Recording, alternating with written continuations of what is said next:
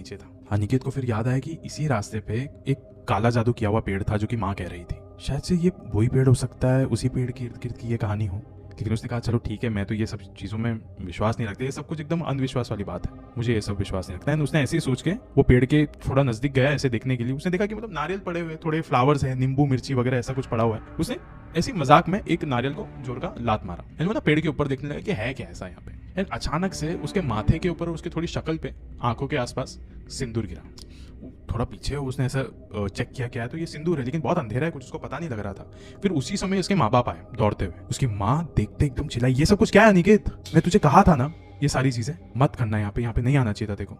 फिर उसने कहा अरे माँ कुछ भी नहीं है यार, होता है ये सारी चीजें। उसने बोला पक्का मुझे यकीन है ये वही वाला पेड़ है, पक्का मुझे यकीन है ये वही वाला पेड़ है, ऐसा हो ही नहीं सकता कि ये कोई और पेड़ हो। फिर अनिकेत ने कहा माँ प्लीज जरा आप थोड़ा सा चुप रहो, ये ऐसा कुछ नहीं है, आप वापस से मुझे कहानियां सुना, ये बताओ ना उन घर वालों ने क्या कहा। फिर अनिकेत के पिता ने कहा कि हाँ हमने बात कर ली, उन्होंने कहा कि हाँ आज रात के लिए आप यहाँ पे रह सकते हो, हम सुबह सुबह हम लोग यहाँ से थड़ के निकल जाएंगे, अभी के लिए फिलहाल ये गाड़ी को यहीं पे छोड़ दे, बाद में हम लोग सुबह उठा के लेके चले जाएंगे ठीक करने के बाद। रात भी बहुत हो चुकी थी एंड वो लोग भी काफी अभी थके हुए थे। तो उस घर वालों को मिलके अनिकेत अभी सीधा सोने को चले गया था। जैसे ही वो सोने गया तो उसको थोड़ा ऐसा अजीब सा लग रहा था कि किसी और के घर पे सोने को अच्छा नहीं लग रहा है, आज रात को अगर गांव में पहुंच जाते तो ज्यादा बेटर होता। लेकिन जो घर वाले थे उनको भी अभी कोई भी दिक्कत नहीं थी इन चीजों से, क्योंकि एक ही रात की बात है एंड ये एक मदद है उन लोगों के लिए, और वो भी गाँव के ही है, तो उनको कोई प्रॉब्लम नहीं थी। अनिकेत अब बस सो रहा था कि उसको उसी समय ना ऐसा महसूस हुआ कि कोई तो उसके ना बाल सहला रहा है, और झटके से उसने अपनी आंखें खोली, आसपास देखा, आसपास कोई नहीं था, लेकिन उसकी नजर ना खिड़की की ओर गई।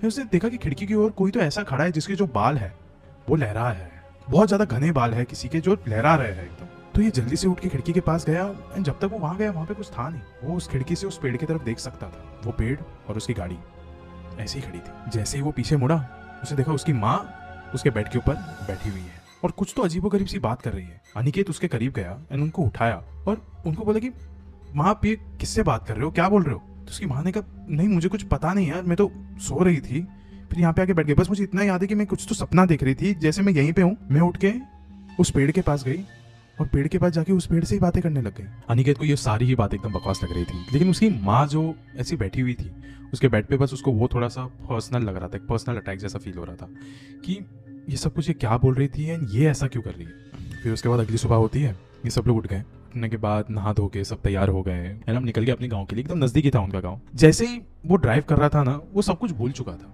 इन सब चीजों के बारे में, और वो एक बार अपने गांव पहुंचा, उसके दोस्त लोग, उसके भाई, उसके कजन्स मिले उसको, तब तो वो एकदम ही भूल गया था। बस एक चीज उसके दिमाग में बैठी हुई थी और वो थी उसकी माँ की। उसने अपने एक भाई को कहा कि भाई ऐसा सब कुछ हुआ है मेरे साथ रात को, मेरी माँ के साथ भी ऐसा ऐसा कुछ हुआ है।